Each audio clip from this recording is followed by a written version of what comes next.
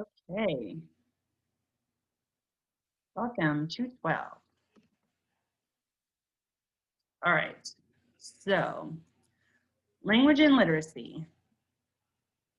What's what I really like about this particular module is, for the most part, you can use literacy in some capacity for almost all goals: artic, language, even pragmatic. So I feel like when in doubt, so if you're, you have a new client, look at the age, maybe hopefully you have a good evaluation that gives you an idea of what they're interested in, and, pick a book and kind of go from there. So you can target comprehension, WH questions, sequencing, so many versatile things you can do with literacy. And especially with our young population, we really, really, really want to be sure we are targeting those literacy skills, because I can't say enough. Oops, hold on. I can't say enough that when you're working with a child with some type of speech and language delay, they're at high, high, high risk for reading issues. And then typically with poor reading skills, typically poor writing skills. So we really wanted to help target that any which way we can. So when in doubt, use a book. So, all right, let's look at some of our, I do want to say something about these super duper.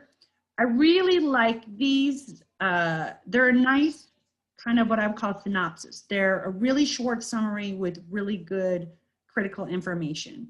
So I like this. Sometimes it's nice to give parents, it's nice to give other professionals, maybe working with the particular client. Also too, for sometimes you just want to review certain things. Really good. I really like them. So they are worth your time to print out and keep. For the most part though, hopefully you know most of the information in there, but like I said, it's really nice. It helps you kind of retain information because the way it's, summarized very nicely. So some things that really truly, when we look at kind of language and literacy development, so from the developmental model, birth to 3. Let's say you're doing home health and you are trying to coach a parent in how to support their child's language skills, reading. I'm so sorry. Gosh, it's so loud out there. I apologize. We just walked in from the baseball game about 15 minutes ago. Language, so the language is really helped by having them listen to literacy. So reading books is the #1 thing a parent can do to support language development. Working on those attention skills to listen, super, super, super helpful for our young clientele. So other things that we can look at too, strategies to support other inclusive learning environments. So let's say we use a book to start working with the client and we have them point. So let's say they can't verbalize something, but we have them point. Show me the picture of the dog. Show me a picture of the cow. Show me the mommy in the picture. Then if they're not verbal, you can have them point. And then if they're verbal, can they say mommy, daddy, cow, dog? So kind of using literacy as the building point is really helpful. So other thing, so sorry, gosh, loud. So 18 months to 3 years. Other thing too that we look at is we're trying to see, can they demonstrate understanding of the meaning of stories, and then even some of the, what I say literacy, like nursery rhymes, those kinds of things, the songs and poems, really helpful. Can they sing along? Can they follow along? Can they recall or retell? So definitely some things that you can use. Let me get down to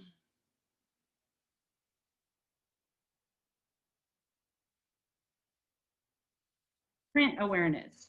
So obviously we're not expecting 3-year-olds to be able to read, but we do want to show that what reading is and how we look at the words, those kinds of things, those are helpful. Obviously, any kind of pictures or symbols are important for them to point out, for you to be able to see if they can identify, if they can label. So some of those building blocks of communication are really helpful to use within literacy activities.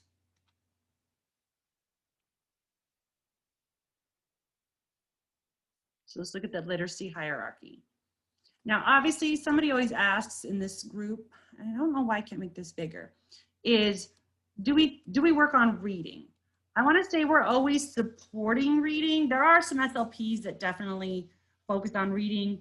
I think we do to a certain extent when we're working on, are they able to say their sounds? Do they understand, you know, letter and sound correspondence? I definitely kind of incorporate that depending on their goal for speech and language.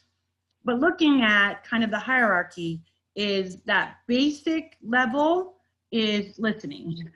So receptive oral language. Are they able to listen and get that information? And then obviously once they can listen, then they can talk. And then once they are mastered, kind of, well, I don't want to say mastered, but they are sufficient in those skills, then reading and then writing. So it's kind of definitely listening, talking, reading, and writing. So usually reading comes first and then the writing. So we are definitely supporting that to some degree. Are we teaching actually phonics or reading skills? Maybe. It depends. It depends on what the focus is and what their difficulty is. I do want to say just a little plug here for augmentative communication. What I really like with augmentative communication is I also feel like that does, we use it, it also helps build literacy skills in our children of varying disabilities. And the nice thing is if you're working with an adult, a lot of times for them to return to their job, for them to have what we would call leisure activities, literacy is important, and trying to regain those skills, those pathways if they've had some kind of, you know, CVA, some type of head injury. We're usually trying to make sure those pathways, because we use reading and literacy in our everyday lives.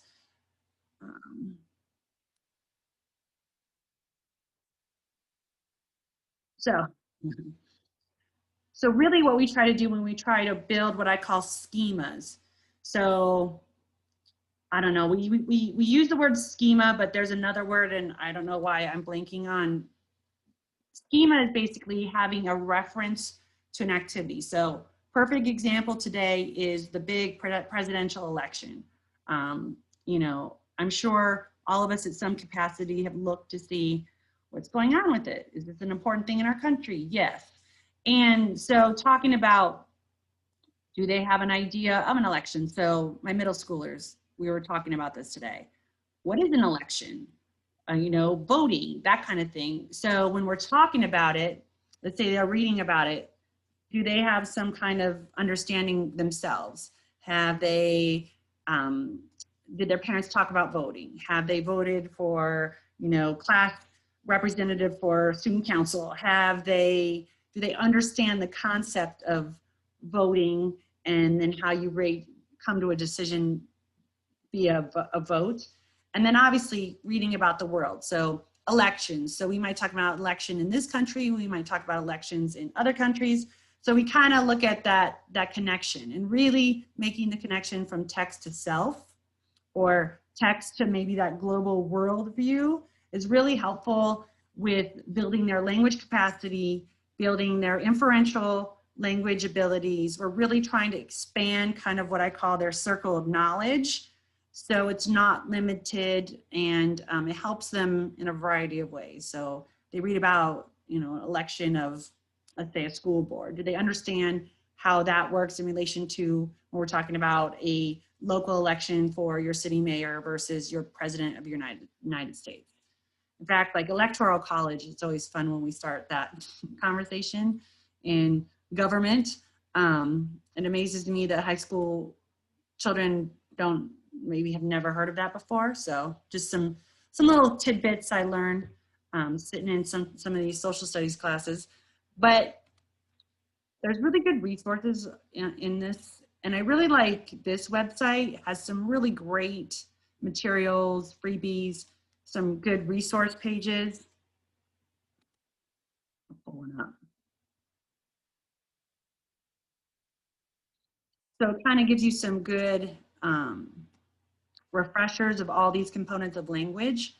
The other thing too with literacy, so just looking at the morphological, when we use literacy, a lot of times we can demonstrate these like progressive verbs. This is what's going on now, or what happened in the past. So a lot of times when we're trying to build on what I would call morphological components in language for a goal, literacy is usually an easy way to demonstrate that.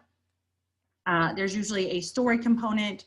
So kind of we work on those multisensory things. They see it written.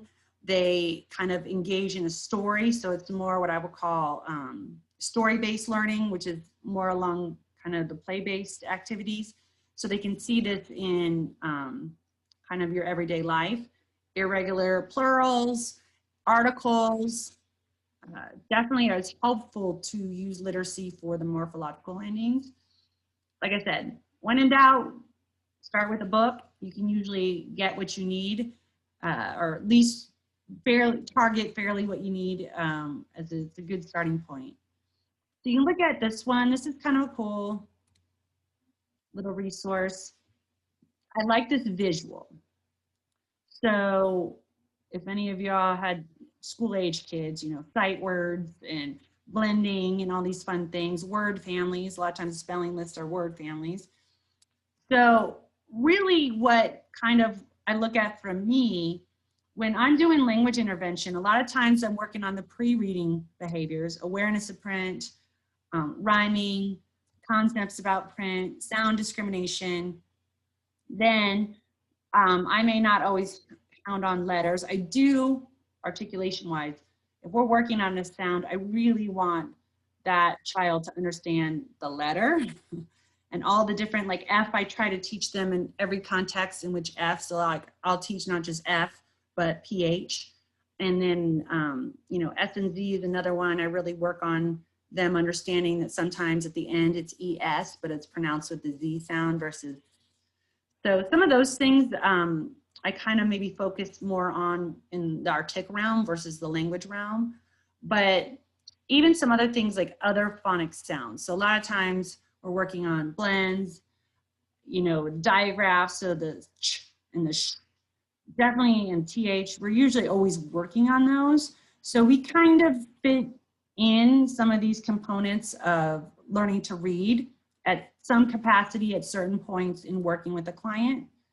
We don't always come in at the same place. So like I said, I like that visual.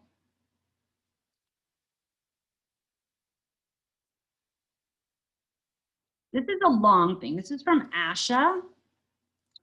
And really looking at kind of checklists for learning. What are we looking for? And so what you do see is some of these benchmarks right here is these might be some of your language goals. So follow 1 or 2-step oral directions. I guarantee it, you guys are an SLPA versus clinic or in a school-based, you will see this, this goal. And, you know, listen to understand age-appropriate stories. So how do we check for understanding? We usually do comprehension WH questions.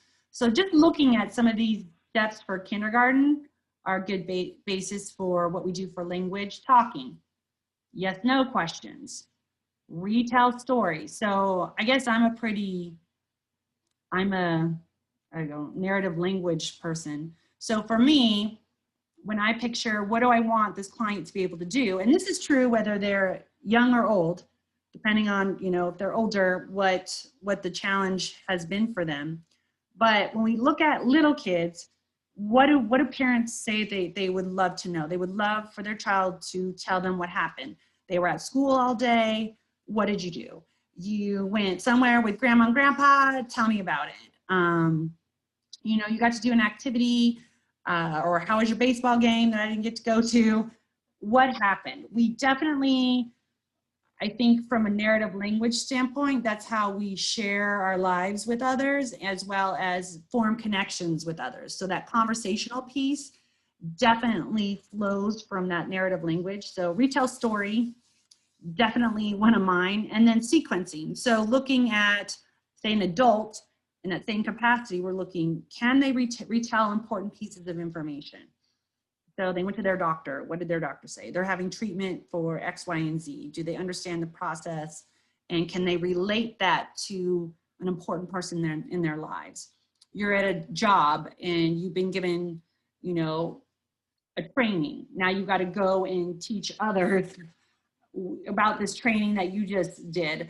So that narrative language piece comes into play in a variety of ways. So I definitely am probably one that really harps on that goal for some of my clients, for both young and old. And kind of looking at just talking. Can they ask and answer questions? So can they respond to a question? Can they formulate a question? So staying on topic, definitely a big pragmatic skill. I know my co-therapist and I, we were joking with each other today because we sometimes write our own goals. Like we give each other goals sometimes. You need to work on this. You know, I need to work on this. So we're both saying maybe we need to revisit staying on topic. It's really easy lately to get off topic with all kinds of things going on. COVID, especially COVID related, has really derailed a lot of things. So we were talking, we need to monitor ourselves more. So that's kind of when you look at kind of the progression in the school-based, but really this follows a lot of the developmental models that we try to focus on when we're choosing goals. And this is really true, not just school-based, but clinic-based, really looking at predicting. So I just want to make a little key piece too, is that prediction is kind of that precursor to inferencing. So if we can have them predict, then we can work on either inferencing or maybe problem solving skills. So a lot of times with my adult clientele, when there might be an issue, so can they predict what might happen or kind of work on those problem solving skills? Okay, if this is what I predict will happen, I'm ready for the next 2 or 3 steps. So predicting is also important with sequencing of things and kind of planning for that unexpected. So you predict this is what will happen, but what if it doesn't? So definitely some key components there. So I just like how this information is summarized also. So it seems long, but I do feel like the information is concise. It's a good reference.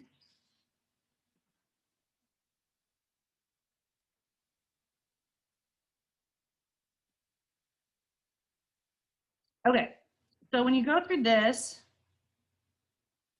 we're looking at kind of, I like this little summary too. I call it summary. It's a little bit more of a paper per se, but reading comprehension through speaking and listening. So we really do this when we're scaffolding information when working with our clientele. So we're trying to activate prior knowledge. That's that schema. Do they have a schema about, you know, what's going on in an election? Okay, if you had any prior experience with that. Then making inferences. So looking at, and I think too, when I'm looking, a lot of my clientele struggles with inferencing. So I kind of have to dial it back to predict. So predicting is kind of that precursor to inferencing. So hopefully they can predict and then they move on to inferencing.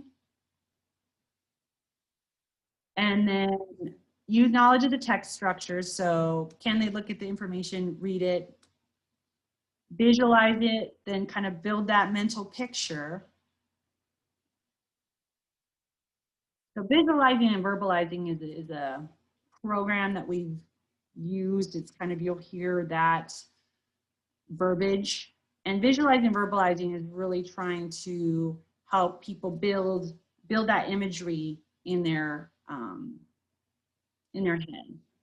And then retell and summarize. So really, really important anytime we do any activity. So a lot of times at the end of a session, I like to hear from the client. Okay, tell us what do we work on today? So the other purpose, and this goes for fairly young to our adult clientele, because a lot of times especially in our adult population. We really want them to understand what the purpose of the activity is. And this holds true for our young clientele too. I feel really strongly that if we're working with somebody, they understand what are our goals. What did we do today? What did we work on? So I really try to work on everybody summarizing. What did we do today? Okay, what are something we need to remember? Or what's a challenge for us? Okay, you struggle with sequencing steps. Okay, so what were the strategies we used to help you remember how to sequence something? Or what were the comprehension strategies we used today? Or how do we look in what we read and get the context clues? So a lot of times what I try to do in the retell and summarize is, hey, what did we do? What did we learn? What did we practice? Can they tell me at least one thing and understand the purpose of it? So Paris. So a lot of people ask, where is the Paris strategy? So what I like, this is where it is. It really explains it. It's predict, ask questions, retell, infer, and summarize. So definitely looking at a text, and a lot of times we do this, I think I do this more, especially with my older population, with what I would call academic text. That's not, predicting, not always applicable sometimes in academic text, but when we look at ELA and we're looking at literature, that's a little bit easier. But definitely looking at, let's say we take a passage, so even breaking it down, not into an entire chapter or whole book, a lot of times what we do is just break down, okay, this chapter, 2 pages, this is where we're going. What do you think is going to happen in these next 2 pages? So you can make this broad, you can make this very, very small. So I really do like these strategies when we're looking at somebody interacting with text, especially for comprehension. So obviously, depending on age, those abilities look, at different levels, of course. And so somebody asks okay, well, prediction, let's say they can't infer. A lot of times I will go back to the prediction. Okay, what do you predict? All right, so if this happens, what might happen? Or can they give me kind of 2 scenarios? Sometimes they can give me 2 things. Okay, what would happen if they did this? Or what would happen if they did that? So definitely, I think inferencing is a challenge for many of our clientele, especially our clients on the spectrum. And then summarizing information. So if you've got language issues of various levels, sometimes summarizing information is challenging.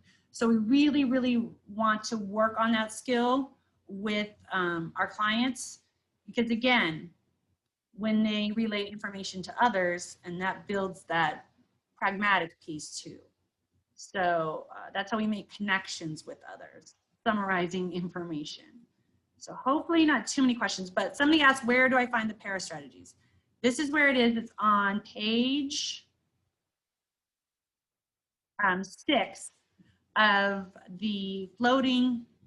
I don't like how this is labeled. What's it labeled? 1 second. Floating on a sea of talk. And let me edit that right now.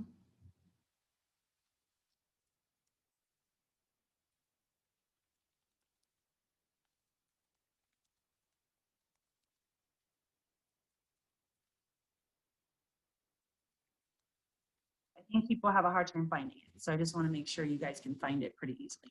Okay. That's about it. So this week, I want to talk about the project real quick. One moment. So yeah, I don't have an example because everybody makes it look like mine. I really don't want it to look like mine because this can look different. What I'm looking for is like a children's book. So I said a children's book, people ask, and I just did a young clientele. You can do this with older kids, adolescents, as well as even adults. But what we're looking for is, here's some goals. And you might have this with various, like I said, young and old clientele. Well, what I'm looking for, so you got to make a slide. So you can do it, and I say PowerPoint, it could be Google Slides.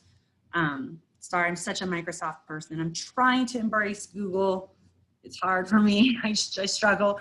And really, you know, go through the book, be sure you're targeting the goal and kind of using those components. So are you working on the prediction, asking questions, that kind of thing.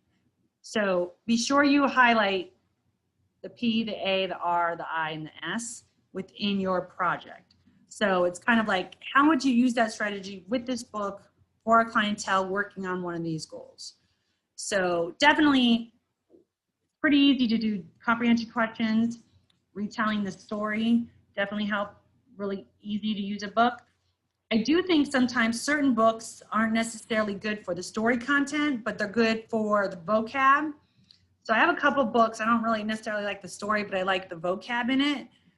You know, sometimes the stories are kind of boring or I don't want to say boring, but not as interesting as the language or the vocab that's in it. So there are books I use for different reasons. So, you know, favorite one, you know, the old lady swallowed the fly, and there's all these different versions of them now. I have probably, I think, 20 of them.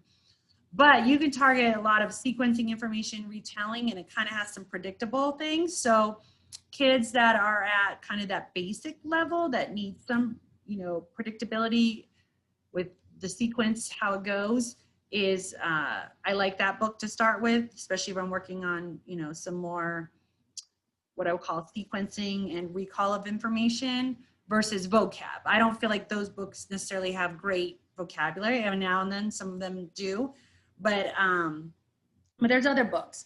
Or for me, I feel like Dr. Seuss can have some difficult vocab, and sometimes the stories are more silly than anything else. And there's lots of inferencing actually in Dr. Seuss books.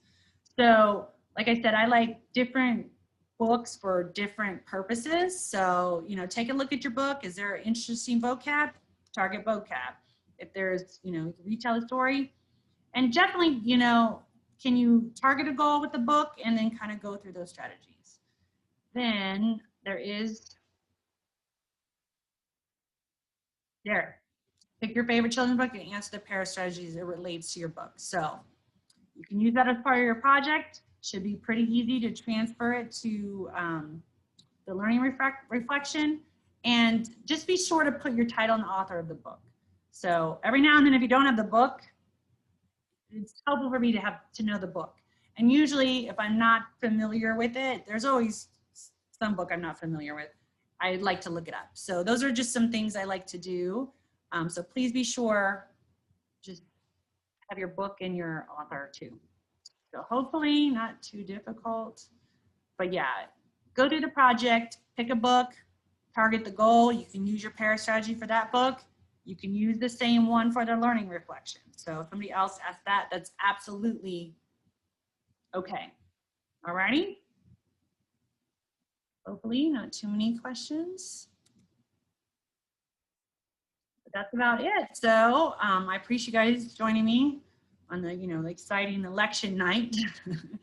But if you have any difficulty, or if you're really not familiar with the book or need some help finding some, hopefully pretty easily, you know, find one, reach out to me, please.